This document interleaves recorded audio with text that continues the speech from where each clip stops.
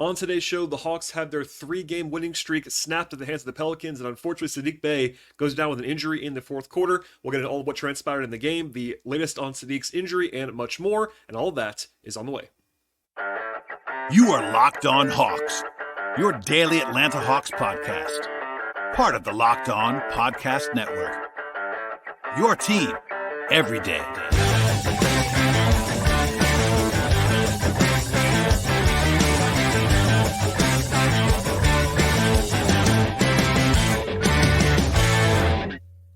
Hello, friends. Welcome to episode 1671 of the Locked On Hawks podcast. I am your host, Brad Rowland, coming to you on a Sunday evening into Monday. Today's show is brought to you by Nissan. Take the Nissan Rogue, Nissan Pathfinder, or Nissan Armada and go out and find your next big adventure. Check them out right now today at nissanusa.com. Also want to encourage you, as I always do at the top of the podcast, to make us your first listen each and every day. Anywhere you get your podcast, just search Locked On Hawks. You can find us on Apple Podcasts and Spotify, as well as YouTube. And again, anywhere you get your podcasts on the audio side as well. And today's show will focus on what became a loss for the Hawks at home. 116-103 at the hands of the Pelicans, snapping a three-game winning streak for Atlanta. They never led after the first quarter of this game, down by as many as 22 points along the way. They were down double digits for essentially the entire second half, really the last three quarters of the game for the most part. And also when it rains, it pours on the injury front, as the Hawks lost Saddiq Bey in the fourth quarter of this game, which we'll come back to later on in the podcast. But with a lot of guys already out, they can't really afford that. Big picture, the Hawks were quote-unquote supposed to lose this game. Our friends at FanDuel made the Hawks 6.5-point underdogs at home. That was their largest point spread underdog since they played in Boston about 5 weeks ago at this point.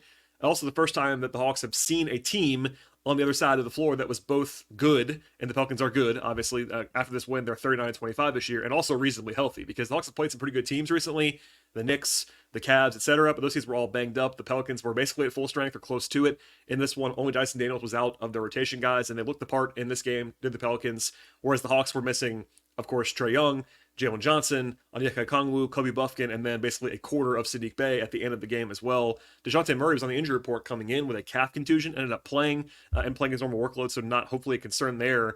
But other than that, like, they were obviously not the healthier team in this game, and it was a tough spot. Yes, the Hawks were at home, but certainly they were playing a team that had a lot more available talent in this game, and that was kind of evidence if you watch this one throughout. We'll go big picture first, talk about the offense.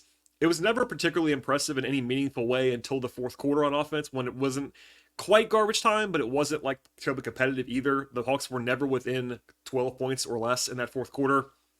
I do want to say, just to give credit where credit is due, the Pelicans are very good defensively. So the Hawks were going to have trouble scoring on the Pelicans even at full strength or close to it.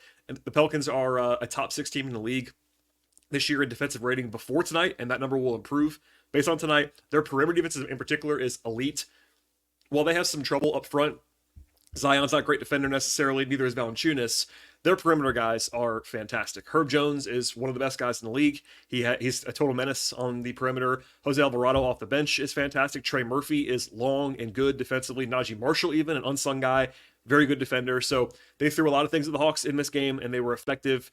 And also, of course, the Hawks are just not that difficult to guard right now with their available talent. Not only Trey being out, but Jalen, Onyeka, those guys really help the offense. And without them, the Hawks are not a very good offensive team personnel-wise. So they ended up this game with about a 108, 109-ish offensive rating, which actually isn't that bad. But also, it was way, way better in the fourth quarter than it was the rest of the game. And I'll raise my hand. I'm not entirely sure what to make of that. I think if you go like quarter by quarter, for instance, the Hawks had an 80 offensive rating in the first quarter. That's obviously terrible. A 95 in the second quarter. That's awful in itself. Combined 88 or so in the first half. That's terrible. And then exactly 100 offensive rating in the third quarter. So through the first three quarters, the Hawks had an offensive rating somewhere in the low 90s. Just for comparison's sake, the worst team in the league this year is in like the high hundreds, like 108, 109, and the Hawks were about 90, 92. So that speaks for itself. It's really bad. But then the fourth quarter, they got red hot, actually. They made 7 threes in the fourth quarter. They scored 38 points. That definitely helped to boost their overall efficiency for the game. I'm not really sure what to make of that. It was better offensively for sure if you watch the fourth quarter, but some of that was just the way the game flow was going. Like, the Pelicans kept scoring. They were kind of trading baskets. The Hawks only ended up winning that quarter by 2 points despite all those made shots. But look, big picture, they were not very good on offense in this game. They ended up shooting 17 to 46 from three, which is actually more than good enough. That's 37% on good volume. But the first three quarters, they were 10 of 35. So they were 7 of 11, 7 of 11 in the fourth quarter. That was part of why they were able to get back into it. But in the whole game, they only created 6 corner threes. That's not enough. They took a lot of shots from 3-point range. They probably should have made more in the first half than they did in a big picture sense. But offensively, like, the process was not my favorite in this game. Big picture, like, Murray, after getting wherever he wanted to go basically the entire game on Friday against Memphis, had a lot of trouble in the first half in particular with Herb Jones and company. And with him kind of being bottled up for most of this game, Bogey had a good game for sure. But other than that, like, Hunter had a rough night. Bay, even before he got hurt, was not having his best night offensively. Pete Cratchit only took 3 shots, had a couple nice plays, but they were, again, it's really just a talent issue in a lot of different ways for this Hawks offense. Only 5 guys took more than 6 shots in this game, and only one of them, Capella, made more than half of his shots. So essentially, Bogey was efficient because he took a lot of threes and made a bunch of them, and Clint was pretty efficient with 18 points on 13 shots, but everybody else essentially was below their normal efficiency, and that kind of led to the overall picture for Atlanta. It took care of the ball pretty well, only 11 giveaways against a very good turnover creation team in New Orleans, but they led directly to 21 points. So when the Hawks did turn it over, it was very, very painful. Also, they got to the line with 13 times. That's a very, very low number. That kind of hurts your efficiency as well. And they were below their normal average on the offensive glass. Not terrible, but not a ton of impact other than Capella with 6 and Bruno with 3 offensive rebounds. They didn't have a ton in this game. So, again, like, I don't think they were probably as good as they were in the fourth quarter at any point. This is a bad offensive performance. Again, I made sure to credit the Pelicans. This is a very difficult matchup for any team. But with where the Hawks are personnel-wise, like, they were fighting an uphill battle against this Pelicans roster. Defensively, the Hawks are pretty good in the first two and a half quarters on defense, I thought. And then after that, it kind of, the rope was kind of let go, I would say. They had a 108 defensive rating in the first half. That's very good. Very good. It's against a good offensive team in New Orleans. But after that, a 134 defensive rating in the second half. That's bad against anybody. The Pelicans shot the ball really well the whole game. Even in the first half, when the Hawks were doing a good job against them, it was mostly because they were forcing turnovers. New Orleans turned the ball over a bunch, especially in the first quarter and a half. But the whole game, they shot 57% from the field, and then they took about half their shots at the rim. That's a bad sign for the defense. You do not want to allow your opponents to take half their shots at the rim. That's not going to be good long-term, big picture, etc. New Orleans did shoot well from 3, like probably too well. So if the Hawks were a little bit unlucky there, I certainly would flag that as a possibility. They weren't, New Orleans, especially Trey Murphy in the first half, was red hot. But still, defensively, like, again, the big gap was that the Pelicans turned the ball over a lot in the first half and not so much in the second half. But they had no answer for Zion in this game. That's not surprising. I think the best defender the Hawks have against Zion is Okongwu, who was unavailable in this game. You could argue that maybe Jalen's number 2. He was also unavailable in this game. Trey Murphy had the big first half. They did a very good job on the defensive glass, I will say that. And they probably did better than usual in transition in this game, but they got torched in the half court, actually, which is not usually the Hawks' biggest problem, but it was in this game. They played a lot of zone, which I didn't mind. Quinn was asked about that post game.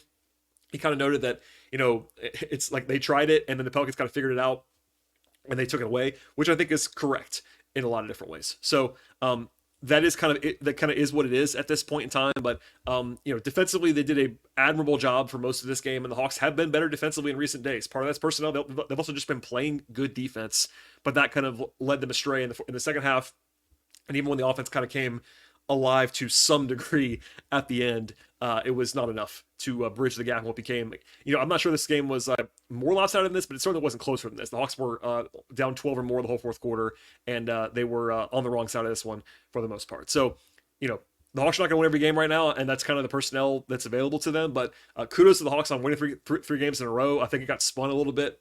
Like what a lot of us were saying, including me, that they've been a little bit fortunate with the opponents in recent days, but you still have to win the games. Like, it's hard to win basketball games against anybody. Friday was maybe an outlier because Memphis was basically playing a G League team, but still, you have to win the games that are in front of you. It's never easy to do that, and I should say that more plainly sometimes. But in this game, it was just kind of too much of a tidal wave, I would say. New Orleans being at full strength made life difficult. They were projected to lose. They lost, and nothing really to be ashamed about, honestly. The Hawks didn't play terribly in this one. They just didn't have enough juice on offense to bridge the gap.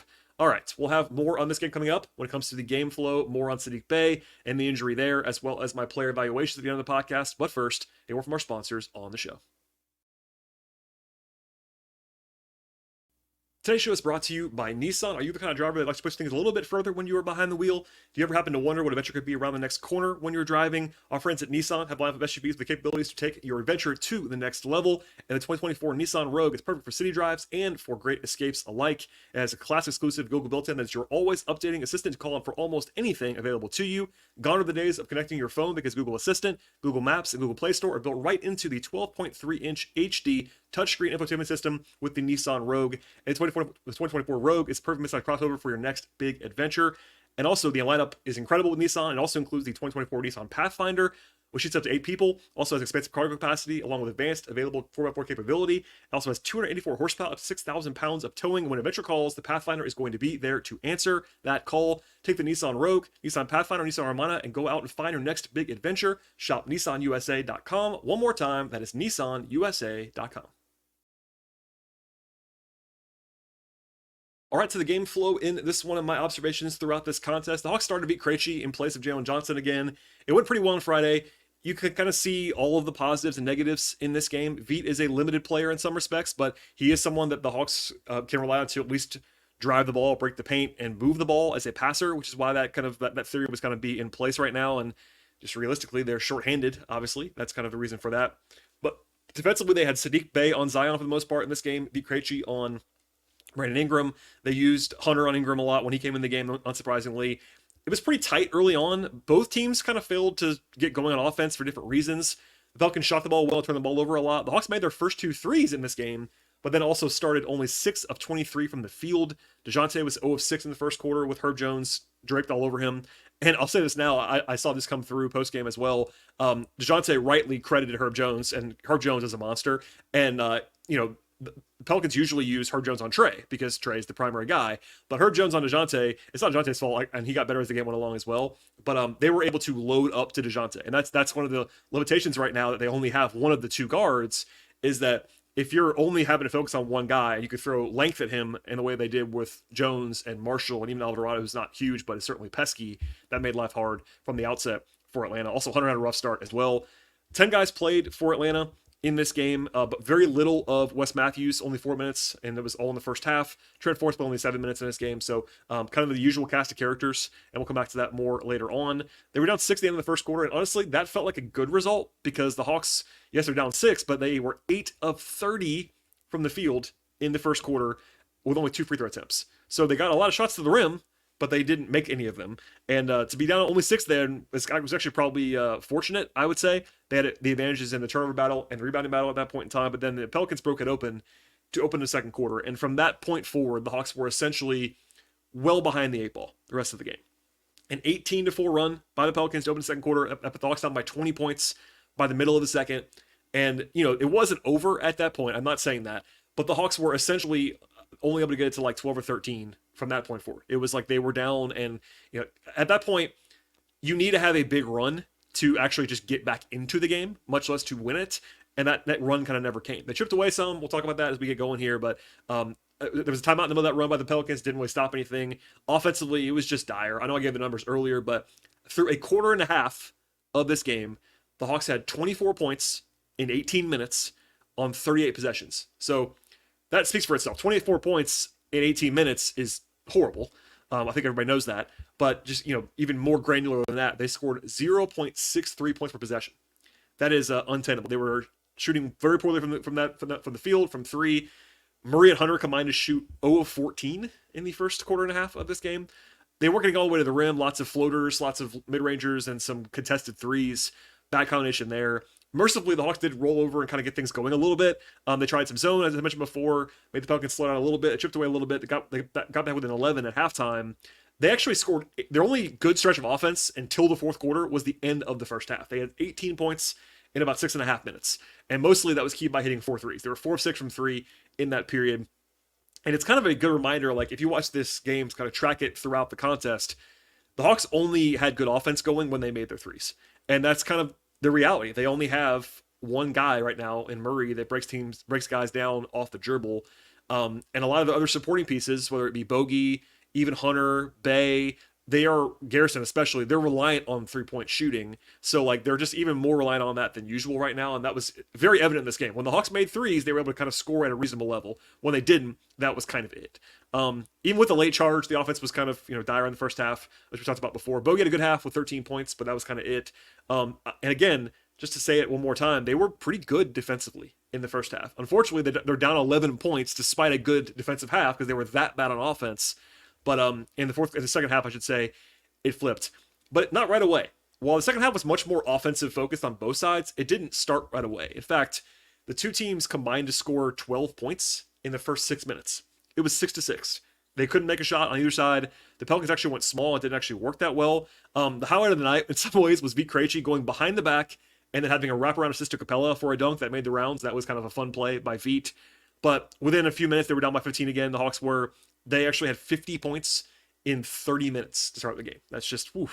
They were down 22 after an 11-2 run by the Pelicans. There was one more run coming for the Hawks. It was an 11-1 run at the end of the third quarter and to begin the fourth quarter. And they got a three to go down by Saddiq at the end of the third quarter. That actually was a good pace by Bogey to kind of set it up. And then a three by Hunter to get it down to 12. But that was the end of that. So I mentioned it earlier, but a little bit now we'll kind of dig in on Saddiq's injury to what we know right now. I'm recording this podcast late on Sunday, so just keep that in mind. But about 10 and a half minutes to go in the game. They have a fast break, and Bey, his leg kind of gives out. His left leg kind of gives out. It didn't look good on the replay at all. I'm not a doctor, but everyone had the same reaction, like, man, that does not look good. He did stay in to take the free throws. Saddiq is a very proud and tough guy. I thought there was basically no chance he was going to stay in the game, but just as a reminder, if you don't shoot the free throws, you cannot come back in. You are eliminated from the game.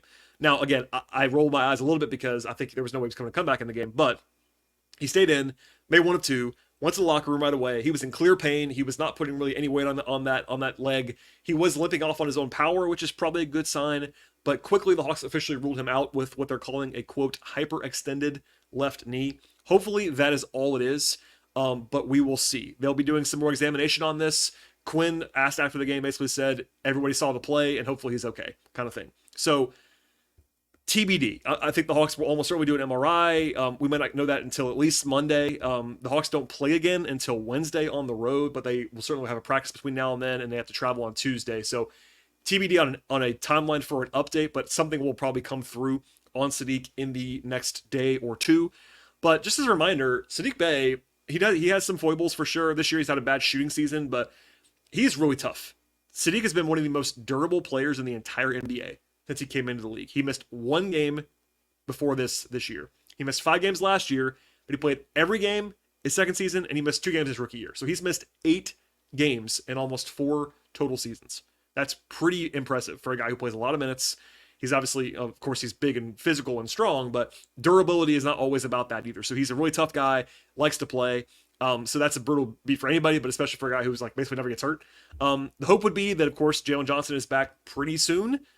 We don't know that right now, but he's listed as day-to-day. We'll see. He was ruled out immediately for this game before the game was starting, so maybe he goes on the trip. We'll see. But if the Hawks don't really have a lot of depth, as we've covered a lot on this podcast, but if you're a new listener, Atlanta only, all season long, basically, has only had 3 guys you would be comfortable with playing a lot of minutes at the forward spots, and that is Jalen Johnson, DeAndre Hunter, and Saddiq Bey. 2 of them are currently hurt. So that leaves 1 in DeAndre Hunter. And then also the guy that is the most versatile and talented center they have in Okongwu, who's played some time at the 4 this year as well, is also out. So they can't go big either. So let's just say, for example, they have to play a game or 2 or longer without Saddiq and Jalen. The math on that is not great. Obviously, you'll play Hunter as much as you can, but that means a lot of Vit Krejci. It means potentially Wes Matthews, Dylan Windler, small ball looks with Bogey playing a forward spot. Like, it is not great. That's the one spot, other than losing Trey, which they already have, of course, for right now, they can't afford forward losses, and they have 2 of them at the moment, which is obviously pretty bad. So anyway, moving on from there, the game was mostly over, not because Saddiq went down, but it was kind of already trending that direction in that period of time. They were down 21 or so right after that. There was a small thing, but Zion got a technical foul in the 4th, and I know Glenn Willis said the same thing. I noticed that I was confused by this. Bogey was on the court and didn't shoot the free throw. DeJounte did. And, DeJounte's a good free throw shooter. So it's not like a disaster. But usually a guy like Bogey, who's 92% this year, would take that free throw. And DeJounte missed it, so it got more attention. But that was a weird thing. I just want to say that out loud. Anyway, it never really got close. They were down as little as 12. But that was with 90 seconds left. And it was not really that close. So as much as the Hawks did score in the fourth quarter, the defense let up. And it was much more... let's just say upbeat as far as the offense and defensive. It was much more free flowing in the fourth quarter. I'm not sure if that was good or bad, but the run never came. And aside from that little push at the end of the third and the fourth, they were shorthanded, and that was kind of the end of that. So we'll have more coming up on the player side as far as my evaluations of each and every guy who appeared in the rotation tonight for the Hawks. But before we get to that, a word from our partners on the show. Today's show is brought to you by LinkedIn Jobs. Whether you're hiring for a small business, you want to find quality professionals that are right for the roles that you have available. And that's why you should check out the folks at LinkedIn Jobs. They have tools to find the right professionals for your team, do it faster, and do it for free. I've been doing this for quite some time now, my day job, having to hire people a few different times. And the folks at LinkedIn Jobs have made life a lot easier and more efficient by what they offer. They know that small businesses are wearing a ton of different hats in their lives. They may not have the time resources needed to hire properly. And LinkedIn is not just another job board. They have a network of more than 1 billion professionals that makes it the best possible place to find that person you are looking for. It gives you access to professionals they can't find anywhere else.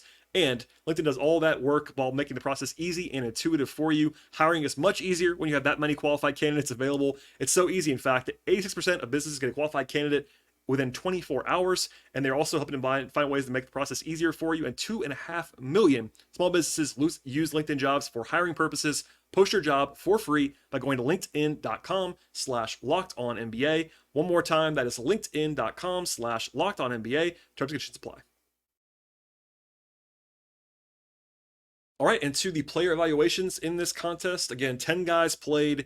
The only active player who did not appear was Dylan Windler. He's not played yet for the Hawks after arriving on that two-way contract. Not a huge surprise, but just noting that. Wes Matthews played 4 minutes, had an assist, looked fine, but they clearly don't want to play him a ton right now. He's playing these little small bursts to give him some defense, but awfully he's not a great option no matter what. Trent Forrest, although I will say Wes might play more if Saddiq has to miss some time.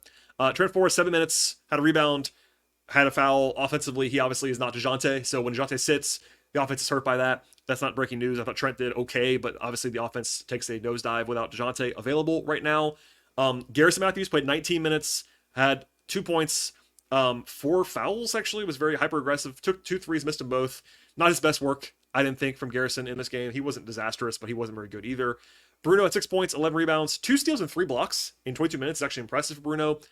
Kind of usually the Bruno experience, he was pretty active in a good way, mostly. Sometimes he's over eager, but he rebounded the ball really well. I thought he produced a lot of good activity in this game, good energy. But the Hawks were minus 17 in his minutes. That's not really on Bruno. It's just the way it kind of worked. The Hawks actually won the minutes in this game with Capella and Bogey on the court, which is crazy in a game that they were losing the entire way, essentially. But that's just how things broke. The other guy on the bench is DeAndre Hunter. So this is interesting to me. I spent a lot of time on this podcast. I also did a visit with the folks at Sports Ethos, Hawks Ethos, with Mikey and Tim last night. I talked about this on that show as well. Hunter's been very clearly limited to 29-ish minutes. He's not crossed that threshold. Earlier this week, Quinn kind of offered up that he's still under minutes restriction. It seems like, based on tonight, that might not be the case anymore. He played 36 minutes tonight. So he went from not playing as many as 30 since December. Obviously, he missed part of that time. But since he came back, he's played a large swath of games. He's not played more than 29 minutes. And not because they didn't want him to, because he wasn't allowed to, I don't think. And then tonight, he played 36. Now, part of that is that Saddiq went down, but the training staff doesn't just take a restriction off because a guy went down. So we'll probably never know what the actual restriction is or was, but it might not exist anymore. That's a TBD. We'll see how that feels. Also, if Bey is out, if Hunter is available to play this many minutes, they're going to have to start him. And we'll see how that goes moving forward. But I wanted to note that he played a lot of minutes in this game. We'll see if that sort of rears its ugly head in the future. But performance-wise, DeAndre was not his best self in this game. He's been playing very well recently, but tonight, not as much. 12 points on 15 shots, 3 of 7 from 2, 2 of 8 from 3. Did have 6 rebounds, 2 assists. He wasn't awful. He just didn't shoot it well in this game, but keeping that in mind, he had been really hot. And just like DeJounte, both Hunter and Murray had much better second halves than first halves. I mentioned before, I think anyway, they combined to open the game 0 of 14. So the rest of the game, they were like 12 of 21. So they were pretty solid in the second half, or the last 2.5 quarters. But those guys just had a cold start that put the Hawks in a bad spot. To the starters, beat Krejci 22 minutes, 3 points, 3 assists, including the one beautiful one to Capella. Had a steal, hit a 3, but not the most willing shooter in the world. I don't know what they're going to do there. They might stick with Veet. I don't know it's more of a situational thing, but they clearly trust him more than Dylan Windler and Wes Matthews right now. But that's not a huge bar to clear necessarily. Saddiq Bey, obviously the big thing is the injury, which we just don't know. So hold your breath on that. We're all rooting for Saddiq to not be seriously injured, so keep an eye on that. On the court, he was 3 away from 3 in this game, 5 rebounds, 14 points, played fine. But missed some open shots, but that's kind of been the story this year for Saddiq in a lot of ways. But again, fingers crossed that he is not seriously injured after the way that looked tonight. Capella was pretty good, I thought, actually, in this game. 18 points, 14 rebounds, and a block for Clint in 26 minutes. He was good around the rim, too, at 9 of 13, plus 4 in the game. Like, he and Bogey, again, had a good partnership going on in this one. I don't think he was incredible, but the numbers were solid. I thought he played pretty well. And that's a good sign as he sort of gets his legs back under him after missing all that time. Murray, obviously, it was kind of a tale of weirdness in this one. So Friday, he was brilliant, right? He was dominant. The Grizzlies had no one to guard him at all, which I mentioned on that show, and he made him pay, rightly so. In the first half, he was pretty ghastly, I thought, in this game. 2 of 12 from the floor. Like, Herb Jones is a menace. And by the way, post-game, DeJounte credited Herb, and rightly so. Herb is a monster. But in the second half, he did find it. So in the second half, he was 5-8 from the floor. I think he had 30 points. He ended up with 23 points and 11 assists. Not super efficiently, but he was 4 of 10 from 3. He's been shooting the ball 4 from 3 all year long. Something I've noted a lot. But like, DeJounte has turned himself into a quality three-point shooter on real volume, which was not the case. People have kind of forgotten this. Before he got to Atlanta, he was not a three-point shooter, like, at all. Not that he wouldn't take any, but he has really raised his attempts and his accuracy level the last year and a half. And that was again tonight. 4 of 10 is really good from three-point range. 4 turnovers, 11 assists is also fine. So once he kind of figured it out, he was much better. First half, not as much, but I don't even put that on DeJounte. Like, I tweeted this tonight. The difference in quality as far as like who he was defended by in this game between what the Grizzlies had to offer with their like 10 days in G League guys compared to Herb Jones with his length is like the biggest gap you can possibly have in 2 games in the NBA. So there's some grace to be extended to DeJounte, who didn't play that well in this game, but certainly got better as the game went along. And it was a tough spot for him as he was getting all of the attention from a good defensive team. And then Bogey was really good, I thought, in this game. 25 points, 7 assists, 2 steals. He was only 2 of 4 on twos, but 7 of 15 from 3. And by the way, Bogey is now top 5 all-time in career threes by a member of the Hawks, and this is only his 4th season. So he has been prolific there. He was good in this game, and the starters were not bad. They were all -8 or better in a game they lost by 13 points. So like the actual the non-Veet starters were actually -6 or better. So it was really the bench that they kind of got walloped in this game. All of New Orleans bench guys, especially Trey Murphy and Larry Nance, were really productive. So that's not a huge surprise. New Orleans is really deep, and the Hawks, with their injuries, are not deep at all right now. So there you go. Anyway, this loss is not catastrophic in the standings for the Hawks. I understand that not everybody's looking terribly at the play-in race every day. Some people don't care about it, but it's my job to present that stuff to you. The Hawks are actually closer to the 9 seed. They're 2 games behind Chicago, and they are to the 10 seed. They're 3.5 games up on the Nets at the end of tonight. They don't have the tiebreaker against the Nets. They had an awful loss on Saturday to Brooklyn against the Hornets. Some people said the race was over then. It really was. It's not over because the Nets have the tiebreaker, and the Hawks are so banged up right now. The Hawks are still favored to get in the play-in, even with all their injuries, which kind of tells you about Brooklyn and the situation. And look, there's only so many games remaining in the season. So yes, the lead is not insurmountable, but the Hawks are still very clearly favored to make the play-in, and we'll follow that story as it goes. And from here, the Hawks start their annual long West Coast trip. Now, they went out to the West Coast for a brief time in the first half of the season, but there's always one long West Coast trip in every season because you only go out there a couple times, but one of them is usually the long one. This year, it's this one. So they play 5 games on the road beginning on Wednesday. They don't have another home game for like almost 2 weeks after today. All 5 games tip off at 9:30 p.m. Eastern time or later, so it'll be a lot of sicko hours. And I understand that for folks that can't stay up late, I get that. People have jobs. I will have podcasts after this game, so I'll be up late. but you can catch up with us, hopefully, the next morning or whatever you have to do there. The first one is on Wednesday in Portland. That is the friendliest game of the trip by a lot. Portland is not very good. Now, you could still lose that game. It's an NBA team, and it's on the road. But Portland, as we speak, is 18-45. So that's a game where the Hawks, even without a lot of their personnel, have a decent chance to win. After that, though, it gets harder and harder as the trip goes along. They go to Utah, and Utah isn't great, but that's a road environment that is usually pretty tough for some opposing teams because it's altitude. The Jazz are not awful by any means. And then they go to LA for 2 games to play the Clippers and the Lakers on a back-to-back. Nothing easy about that one. And then the last game of the trip is in Phoenix, and Phoenix is not playing super incredible basketball this year, but they are still a playoff level team. They're 37-27. That's a road game. So it's triage right now. Obviously, we don't know if Jalen will play on the trip at all. We don't know if Bey will play on the trip at all. I'm very confident that we will not see Trey, and I would be shocked if we saw Onyeka, or maybe Kobe as well. So I think at the very least, the Hawks are going to be shorthanded on this trip. My evaluation of like how winnable some games are is going to have to do a lot with Jalen and Bey, so we just don't know right now. But at the very least, it'll be a little bit of a triage, and hopefully, it's good that the Hawks bank some wins. Like this 5-3 stretch the Hawks are on, including the loss tonight, is really helpful to kind of, if you want, through the prism of the play and all that stuff, to bank some wins here, especially before this trip to the West Coast. That every team, every player, every staffer dreads the West Coast trip because it's just hard, flying. Time changes, a long time away from your homes and your families, all that stuff. It's brutal for everybody. So hopefully the Hawks can just go out there and like go 2-3, 3-2. That'd be awesome if you can steal a couple games there.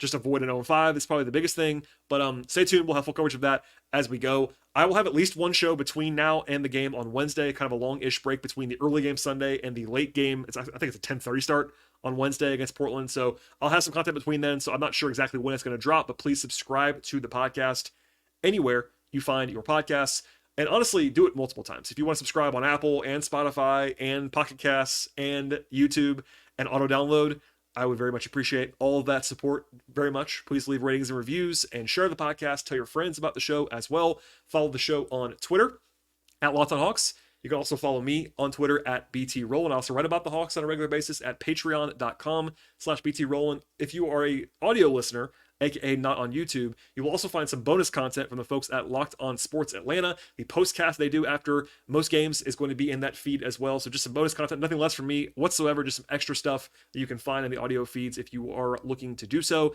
And yeah, thank you for listening. As always, I really do appreciate it, and hope you enjoyed your weekend, and hopefully you enjoy the rest of this week. Stay up late if you want to on this West Coast trip, but either way, I'll be here to cover all things Hawks, as I have been for 1,671 episodes and counting, and we'll have much more coming up later on this week. Until then, we'll see you next time.